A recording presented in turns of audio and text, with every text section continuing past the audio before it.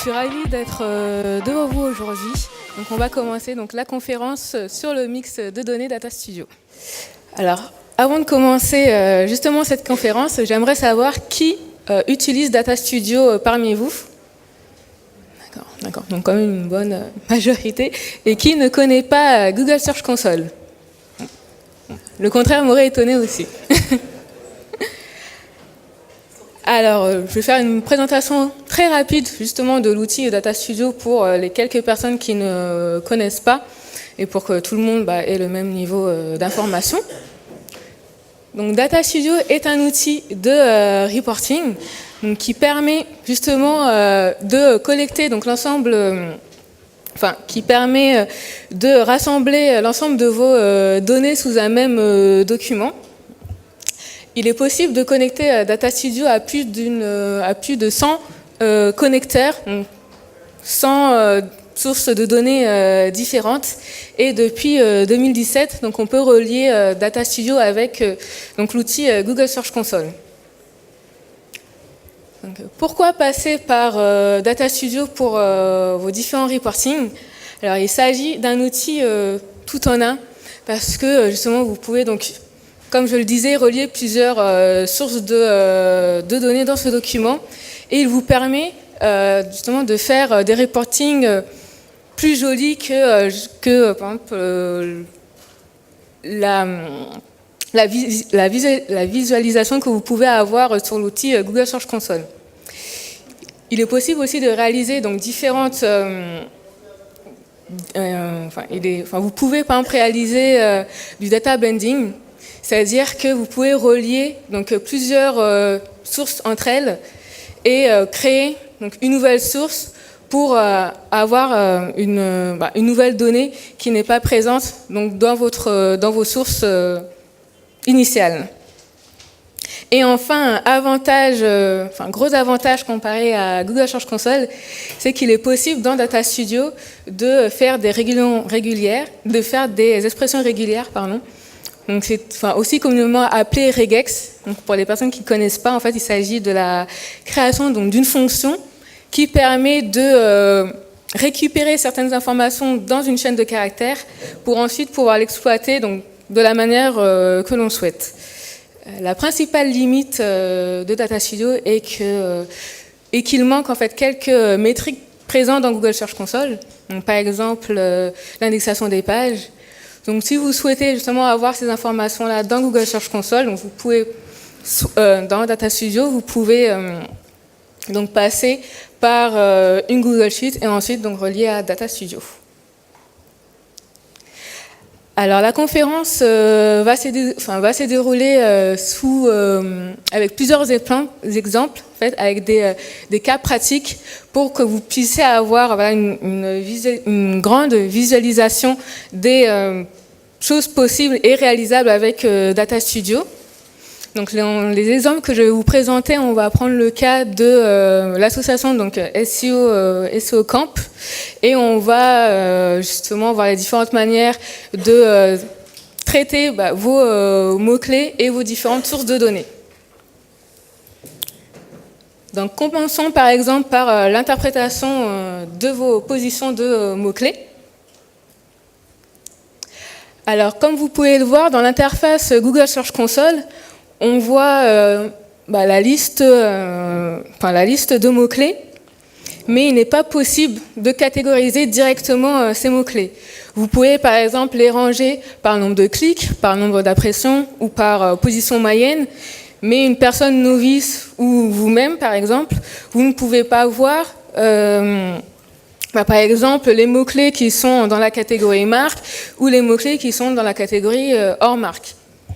Ce qui justement est un petit peu dommage dans Google Search Console, c'est-à-dire que l'ensemble des mots-clés est un petit peu dispersé dans l'outil, ce qui rend son interprétation difficile. Également, dans Google Search Console, ce qui est souvent repris est la position moyenne de l'ensemble des mots-clés, ce qui n'est pas une donnée pertinente étant donné que vous comparez par exemple des mots-clés marques qui ont une très bonne position avec des mots-clés hors marque qui ont une position beaucoup plus basse. Et si par exemple, donc un mot-clé hors marque vient à être très mal positionné, votre position moyenne va augmenter et donc vous n'aurez pas en fait la réelle donnée donc, de vos mots-clés. Alors dans ce cas présent, j'ai effectué donc une catégorisation des mots-clés, comme je le disais, marque et hors marque, pour pouvoir vraiment comparer donc, des mots-clés qui sont comparables. Donc dans le premier graphique, vous voyez donc le nombre d'impressions par rapport au nombre de clics. Donc on peut voir très clairement que les mots-clés hors marque ont beaucoup d'impressions comparées aux mots-clés marques. Cependant, leur nombre de clics n'ont complètement rien à voir. Et dans les deux graphiques à côté, donc dans le premier graphique, on remarque que les mots-clés marques progressent au fur et à mesure de l'approchement de l'événement. Donc il s'agit en fait des nombres de clics. Et sur le graphique hors marque, donc on voit très bien que la courbe est en dents de scie, mais qu'elle reste quand même constante sur la période. Donc justement, le fait de pouvoir catégoriser donc, vos mots-clés, d'une part, permet de comparer, donc d'avoir la bonne échelle sur des mots-clés qui sont dans la même famille, et vous permettront aussi d'avoir une analyse plus pertinente par la suite. Alors pour cela, j'ai créé un champ calculé dans Data Studio. Donc un champ calculé est une fonction en fait, qui permet de récupérer donc, soit vos statistiques ou vos dimensions dans votre source de données pour pouvoir ensuite donc, la retraiter et justement l'exploiter différemment. Donc littéralement, ce champ calculé veut dire pour chaque mot-clé contenant le mot SEO camp avec ou sans espace, les ranger dans la catégorie marque, sinon les mettre dans la catégorie hors marque. Donc il est bien entendu nécessaire d'avoir une petite connaissance en regex pour réaliser ce champ calculé. Mais je vous assure que justement prendre le temps d'apprendre à réaliser des regex vous facilitera largement, en tout cas le retraitement de vos données pour avoir une information soit macro ou vraiment micro par rapport à vos mots-clés. Sinon, vous pouvez réaliser donc, cette catégorisation via des filtres. Donc, il existe donc 2 types de filtres sur Data Studio pour inclure ou exclure certaines informations.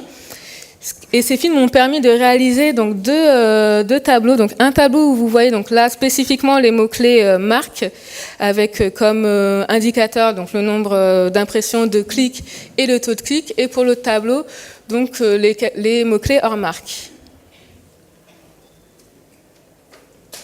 Maintenant, nous allons passer donc, à un autre exemple avec l'utilisation de Data Studio pour une stratégie longue traîne. Parce que dans Google Search Console, donc, on voit également, une nouvelle fois, donc, la liste de mots-clés, mais on ne sait pas justement quel mot-clé, le nombre de mots par requête. Donc avec Data Studio, justement, j'ai réussi à déterminer la taille des mots-clés par, la taille des mots-clés qui sont présents donc pour l'association donc SEO Camp. Donc on voit grâce à ce tableau très clairement que les requêtes sont comprises entre 1 et 10 mots et que la majorité donc des requêtes ont deux mots. Donc il est aussi possible dans Data Studio de faire apparaître ces données sous différentes formes. Au lieu d'avoir simplement un chiffre, on peut justement avoir donc soit mettre les chiffres sous forme de carte de densité, comme j'ai mis pour la deuxième colonne, ou sous forme de barre, ce qui vous permet instantanément de voir quelle taille de mots-clés il faut soit mettre l'accent ou non. Ce qui est pratique aussi avec Data Studio, c'est que vous pouvez, depuis peu de temps, vous pouvez appliquer un filtre sur certains graphiques, ce qui vous permet en fait de rendre vos reportings dynamiques. Donc, ce qui est très pratique lorsque vous faites par exemple une présentation face à un client ou face à votre équipe. Par exemple, si vous cliquez par exemple, si on clique sur la ligne 2, le tableau à gauche se mettra automatiquement à jour et sélectionnera donc uniquement les mots-clés comportant 2 mots.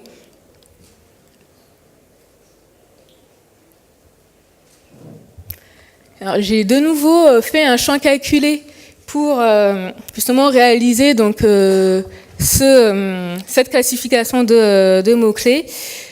Alors ce champ calculé donc, veut dire pour chaque mot-clé compter le nombre d'espaces et ajouter 1 à chaque espace compté. Pardon. Ce champ calculé, il est possible aussi de l'appliquer dans un graphique. Donc sur celui-ci, vous voyez justement l'évolution donc de votre longue traîne et justement, du coup, la moyenne de l'évolution de vos longues traînes. Et cela aussi peut vous permettre de savoir quel mot-clé quelle taille de mots-clés vous pouvez justement mettre l'accent dessus pour justement votre stratégie longue traîne. Alors là, je vais vous expliquer ce qu'est réellement le data blending. Alors, il s'agit en fait de la combinaison de 2 sources, par exemple une source A et une source B, pour donner naissance à une nouvelle source. Alors, il est possible en fait de combiner 2 à 5 sources de données par graphique. Alors ces sources peuvent être identiques, donc par exemple ça peut être 2 sources de données Google Search Console ou ça peut être donc 2 sources différentes, une source de données Google Search Console et une autre source Google Analytics. Il suffit d'avoir une clé de jointure, donc en fait un élément qui est commun à l'ensemble des sources de données que vous souhaitez utiliser pour le data blending. Alors, voici par exemple donc, une nouvelle source de données que j'ai créée à partir d'un périmètre défini. C'est-à-dire que les SEO Camp donc, voulaient sur ces 9 mots-clés uniquement sur ces 9 mots-clés, connaître leur position par rapport à une position qu'ils avaient déterminée auparavant.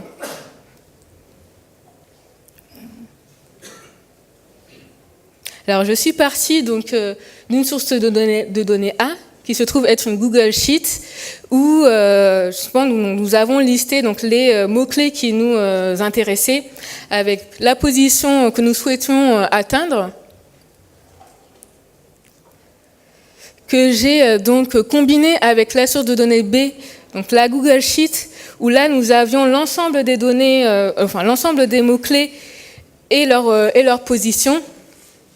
Ce qui a permis justement de mixer ces données et avoir uniquement donc, les mots-clés, les 9 mots-clés sélectionnés et leur position.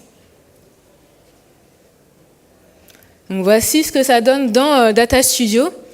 Donc, pour créer une nouvelle source de données, il existe plusieurs manières de créer une source de données. Mais dans cet exemple-ci, je suis partie du tableau en faisant un clic. Je suis partie du tableau et dans le panneau de configuration à droite, vous voyez donc l'option combiner les données qui ouvrira automatiquement donc la petite fenêtre en bas. Donc à gauche, vous pouvez voir donc la Google Sheet, la source de données Google Sheet, et à droite la source de données Google Search Console. Donc nous avons en clé de jointure donc la requête et en statistique donc les éléments qui nous intéressaient justement d'avoir dans ce tableau, donc la position et la position moyenne, la position visée et la position moyenne. Et ensuite, il suffit d'enregistrer la source et automatiquement, donc la nouvelle source se crée et vous pouvez voir l'évolution de vos mots-clés par rapport à votre position visée. Sachant que si vous ne mettez pas de plage de date, par défaut, les données qui remontent concernent les 7 derniers jours de la source. Autre tableau aussi que j'ai pu faire grâce à ces 2 sources de données. Donc cette fois-ci, il s'agit donc de cette liste de mots-clés composée de 9 requêtes, mais cette fois-ci donc sur 2 périodes précises et avec donc une colonne objectif atteint afin de pouvoir voir en fait les efforts en fait à fournir afin d'atteindre notre position. Donc par exemple, si nous prenons le cas du mot-clé conférence SEO, donc on voit bien qu'on visait la position 8 et qu'au mois de février on a atteint, au mois de novembre et février on était en position 4,5. Ce qui fait en fait une légère barre vers la droite, donc ce qui montre en fait qu'on a même surpassé notre objectif. Pour tous les mots-clés qui ont une barre donc à gauche, cela indique qu'il reste un certain nombre d'efforts à fournir afin d'atteindre notre position visée. Et pour le mot-clé SEO Campus, étant donné que la position reste constante, il n'y a ni de barre à gauche ni de barre à droite. Alors le data blending, cette fois-ci, comporte 3 sources de données. Donc toujours comme source principale la source Google Sheet, avec en clé de jointure donc le mot-clé et en statistique la position visée. Ensuite, j'ai justement séparé la source de données Google Sheet, la source de données Google Search Console en 2, avec justement en mettant cette fois-ci donc une plage de données. Une plage de dates pour pouvoir justement avoir donc ces informations par période. Enfin, donc là, ce sera le dernier cas du data blending, où là, avec le SEO Campus, en fait, on voulait savoir donc la position moyenne par landing page et par mot-clé. Donc, ce qui n'est pas réalisable en tout cas directement dans Google Search Console. Donc vous pouvez voir donc, dans la première colonne donc, l'ensemble des mots-clés justement qui emmènent ensuite vers la page, la landing page. Ensuite, donc, vous avez donc, la colonne impression. Concernant la colonne URL clic, cela concerne donc, le nombre de clics sur le mot-clé qui renvoie donc, vers la landing page. Et la colonne clic concerne donc l'ensemble des clics sur un mot-clé défini. Et enfin, donc, vous avez en dernière colonne donc, la position moyenne sur la position moyenne des mots-clés par rapport à la landing page atteinte. Donc, par exemple, si on prend l'exemple du mot-clé SEO Campus, donc le total des clics sur ce mot-clé est de 106. Cependant, si on regarde bien, il y a eu donc 100 clics sur SEO Campus qui a amené vers l'URL donc paris.seocampus.org. Il y a eu donc 4 clics qui a redirigé vers donc l'URL seocampus.org, le programme, et 3 clics vers intervenant/conférencier. Donc au total, cela donne 7 clics et justement, on pense en fait qu'il y a eu un utilisateur qui a cliqué donc sur deux liens. C'est pour ça que du coup il y a un nombre en plus.